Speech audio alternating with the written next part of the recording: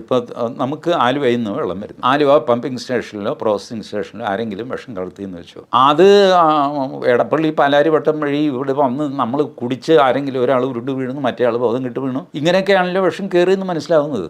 അല്ലാതെ ആൾക്കാർ എപ്പോഴും വിഷം ടെസ്റ്റ് ചെയ്യുന്നില്ലല്ലോ. നോർമൽ നമ്മൾ ആഡ് ചെയ്യാനുള്ള ക്ലോറിൻ അതൊക്കെ ഓട്ടോമാറ്റിക്കായിട്ട് ആഡ് ചെയ്തിട്ട് വെള്ളം അങ്ങ് പോവുകയാണ്. ഇടയ്ക്കൊക്കെ ഒരു സാമ്പിൾ എടുത്തൊക്കെ നോക്കും. ബാക്കി അപകടം കഴിഞ്ഞിട്ടാണ് അന്വേഷണം നടക്കുന്നത്. ഇപ്പം ഇങ്ങനെയൊന്നും അല്ലല്ലോ ഡൽഹിയിൽ സംഭവിച്ചിരിക്കുന്നത്. ഇനി ഇങ്ങനെ എങ്ങനെ കണ്ടുപിടിച്ചു, എന്ത് ചെയ്തു എന്നാണ് പറയുന്നത്. ഞങ്ങളുടെ എഞ്ചിനീയർമാർ അത് കണ്ടുപിടിച്ചു.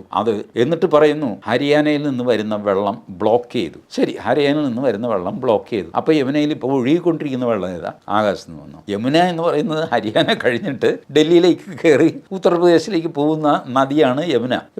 ഹരിയാനയിൽ നിന്നുള്ളത് നിങ്ങൾ ബ്ലോക്ക് ചെയ്തു. പിന്നെ ഏതാ യമുനയിൽ ഇപ്പോൾ ഉള്ള വെള്ളം? യമുന ഇപ്പോഴും ഒഴുകുന്നുണ്ടല്ലോ, ആ വെള്ളം ഏതാ? ഇതിന് കേജ്രിവാൾ സമാധാനം പറയണ്ടേ? സാമാന്യ ബുദ്ധിയെ ചലഞ്ച് ചെയ്യത്തക്ക രീതിയിൽ ഒരു ക്രിമിനൽ ആക്ട്. ഇത് ഡൽഹി ജൽ ബോർഡിൻ്റെ ഉദ്യോഗസ്ഥർ പറഞ്ഞു ഇങ്ങനെ ഒരു സംഭവം ഉണ്ടായിട്ടില്ല എന്ന് പറഞ്ഞ് അവർ ക്ലാരിഫിക്കേഷൻ ഇറക്കി. പക്ഷേ ഇങ്ങേര് പറഞ്ഞെന്നാണ് ഇങ്ങേര് പിൻവലിച്ചിട്ടില്ല. ഇങ്ങേര് അതിൽ തന്നെ ഉറച്ചു നിൽക്കുന്നു. അതുകൊണ്ടാണ് ഞാൻ പറഞ്ഞത് നിയമപരമായിട്ട് വേണം ഇയാളെ കൈകാര്യം ചെയ്യാൻ. പക്ഷേ ഇത് ഒരു കാര്യമുണ്ട്, സുപ്രീം കോടതി ജഡ്ജിമാരെയും ഞാൻ സമ്മതിച്ചിരിക്കും. ഇത്തരം ചരക്കുകൾക്കൊക്കെ ജാമ്യം കൊടുത്തിട്ട് അങ്ങേര് ജാമ്യം വേണ്ടെന്ന് പറഞ്ഞ കേജ്രിവാൾ ഓർക്കണല്ലേ, അങ്ങേര് പറഞ്ഞ എൻ്റെ കേസ് റദ്ദാക്കണം, എനിക്ക് ജാമ്യം വേണ്ട, ഞാൻ ജയിലിൽ കിടന്നോളാം. തിരിച്ചു പോയി കിടക്കുകയും ചെയ്തു. അത് കഴിഞ്ഞ് വീണ്ടും സുപ്രീം കോടതി പറഞ്ഞു ഇല്ല, ഞങ്ങൾ നിങ്ങൾക്ക് ജാമ്യം തരും, ഇടക്കാല ജാമ്യം. പിന്നീടാണ് ഇപ്പോൾ പെർമനൻറ്റ് ജാമ്യമായത്.